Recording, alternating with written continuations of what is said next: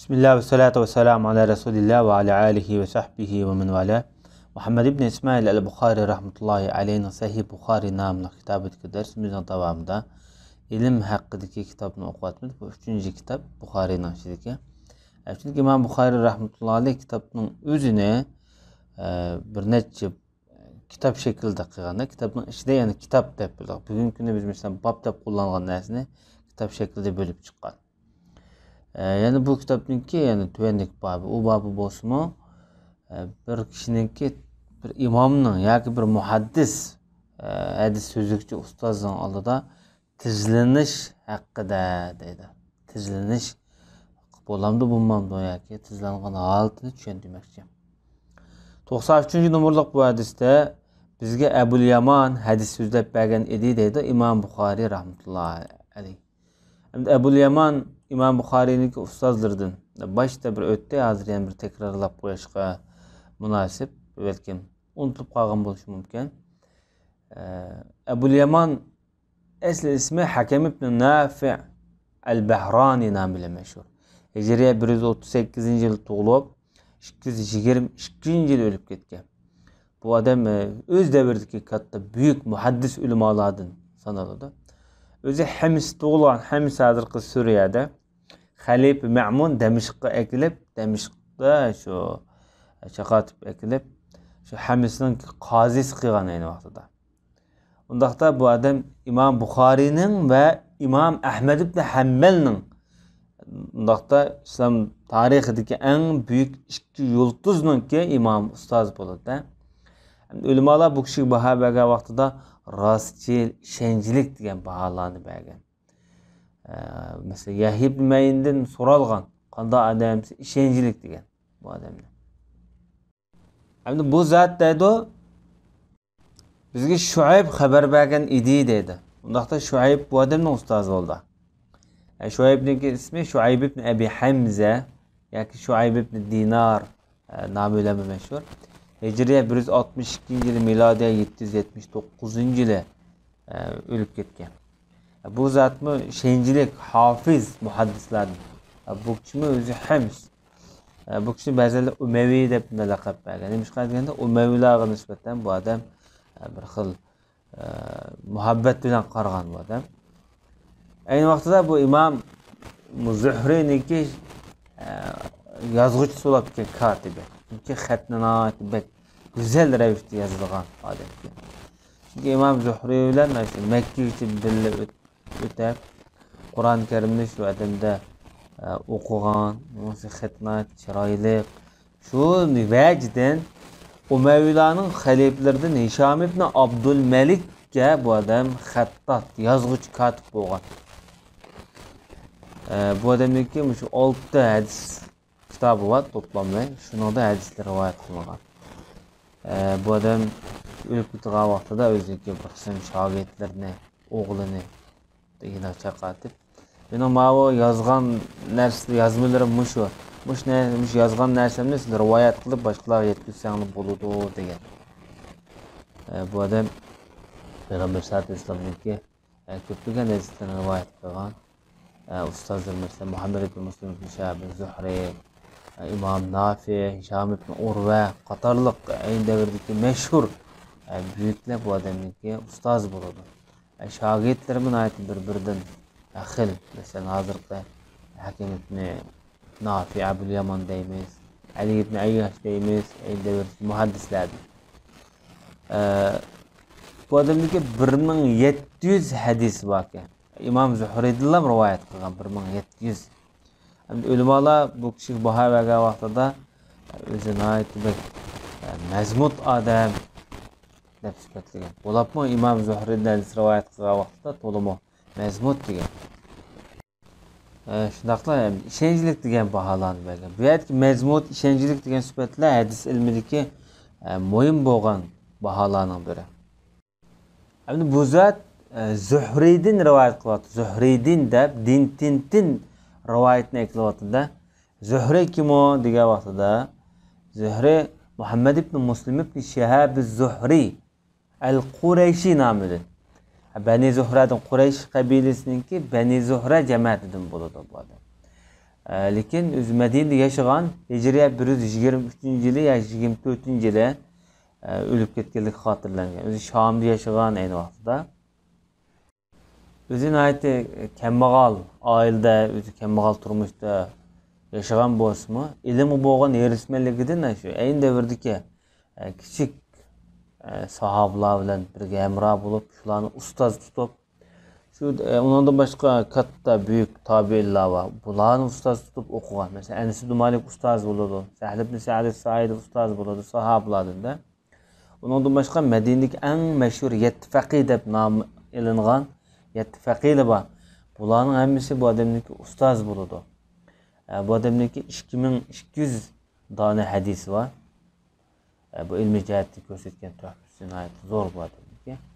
Ulamolar baho bergan vaqtida İmam Ahmed ibn Hanbal Zuhriy'ninki şu Salim ibn Abdullah'dan, yani Abdullah ibn Ömer'nin oğlu Salim'de rivayet kılan hadisleri en sahih senetli hadis de baho bergan.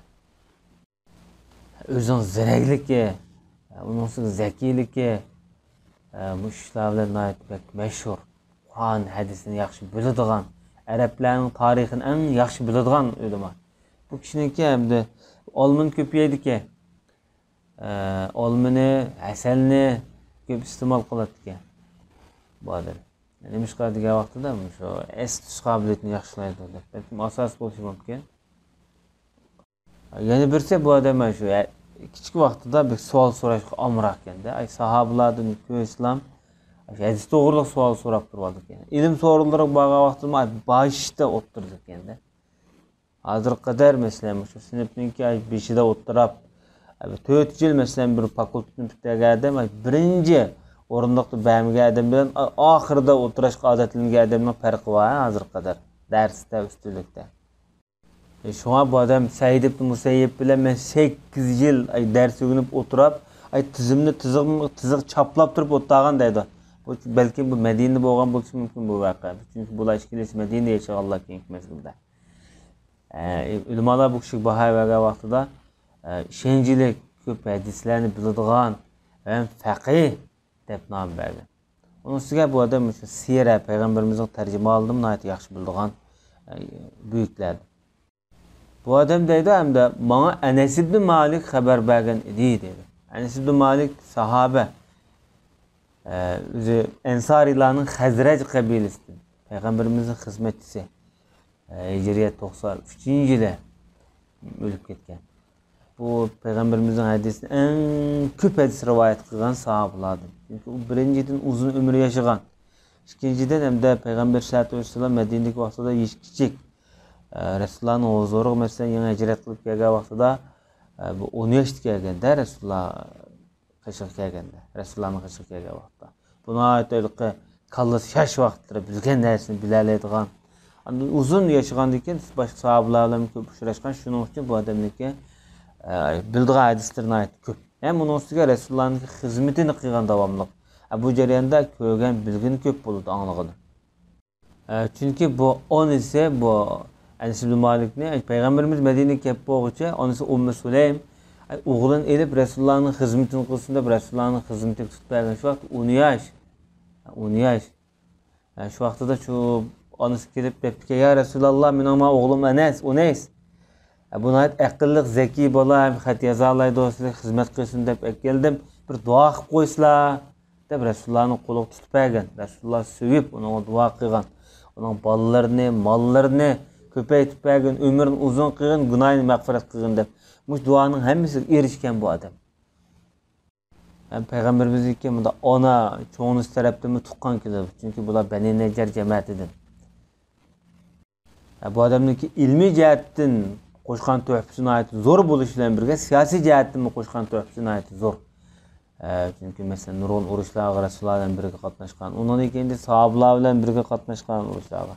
Hatta Umaviylar davridami bu odam nimaga ko'p siyosiy harakatlar birga bo'lgan. Iroqda yashagan, Iroqda o'lib ketgan keyingi mezgilda. Ammo Hajjajninki zulmiga ko'p uchragan bu odam. Bu odam Basrda, ya'ni Iroqning Basrda sahobalar ichida eng oxirida o'lib ketgan uzun umrlik sahobalar qatoridan. Endi bu kishi Peygamber sallallahu aleyhi ve sellem'ninki bir altın süpetlep. Peygamber aleyhissalatu vesselam bir gün çıktı deydi. Belki sırf çıkan bolsa mümkün. Abdullah ibn Huzafe orundan turup dedi ki, dadam kim o ya Resulallah? Dep sordu endi. Peygamberimiz dadam Huzafe dedi. Bu tüngenki bir hadisninki toluqlanışı. Endi nimişqa degan vaqtida Abdullah ibn Huzafe nimişqa dadam kim o dep so'raydi desa, çünkü bir qism kishilar mish-mish paranglarda bunun dadısidan gumon qiladi. Bu palanın balası eslihadır, palanın balası bo'lib olgan bilan deb aytgan dadısini ayıplaydi. Peygamberimiz bu yerda vahiy orqali bu yerda dadısini deb turadi demde. Anda şu arlıqda Resulullah mende savol so'ranglar, ko'proq savol so'ranglar. Kishilar savolni ko'p so'rab ketdi-da, so'ragandagi Peygamberimiz mende so'ranglar dedi. So'ranglar dedi. Demek çoğunu hem de kim Peygamber sallallahu bu yerde bir sel bir yaxshiroq savol so'ranglar degan bo'lishi mumkin. Çünkü bu yerde bazı chekidan ishib ketgan savollar bor. Onun ustiga ba'zi masxir shakllik savollar bor. Onun uchun munofiqlar borda orliqda bu yerde. Çünkü bazıları men nada bo'laman qiyomatda deb Peygamberimiz sen davzaqda degan. Balki munofiq bo'lishi mumkin. Şu arlıqda hem de Ömer radıyallahu anh tizlanıplam oltadı. Tizlandı da Resulullah'ın aldı. Tizlanıplam dedi ki Razina billahi Rabba. Allah'ın bir perverdigarı. Allah ikenligiga biz razı bulduk. İslam'ın din ikenligiga razı bulduk. Peygamberimiz Muhammed Aleyhisselam'ın peygamber ikenligiga biz razı bulduk. Memnun bulduk, kuşal bulduk dedi. Peygamberimiz ona derhal cimip boş idi dedi. Veyahut Ömer nima uchun bu qiliqni qiladi bo'lsa, Rasulullahning aşağıda bir g'azabini bilib qoldi. Qolgan sahobalar diqqat qilmagan bo'lishi mumkin. Ömer sezgirlik bilan Peygamberimizning aşağıda o'chig'lanayotgan bu so'raldan bearam bo'layotganligini his qiliblam Rasulullahning shu g'azabini yondirish uchun tizlaniblam Xudoga yolvorib duoni qildi. Rasulullahning ko'ngli tinchidi bu yerda. Rasululloh bu yerda g'azabdan to'xtadi. Ömer hakikaten bak zirek naat zeki adam. Şunu başka sahabaların içinde en özel sahabalar katarıdan sanıldı. İkinci numaralık şahslar sahabalar içinde. Bu nima degan vaqtida o'zinki farosati va imonning kuchliligi Rasululloh bo'lgan sevgisiniki favqulodda odatdan tashqari bo'lganligini aytib berdi. Va sallallohu ala nabiyina Muhammad va ala alihi va sahbihi ajma'in.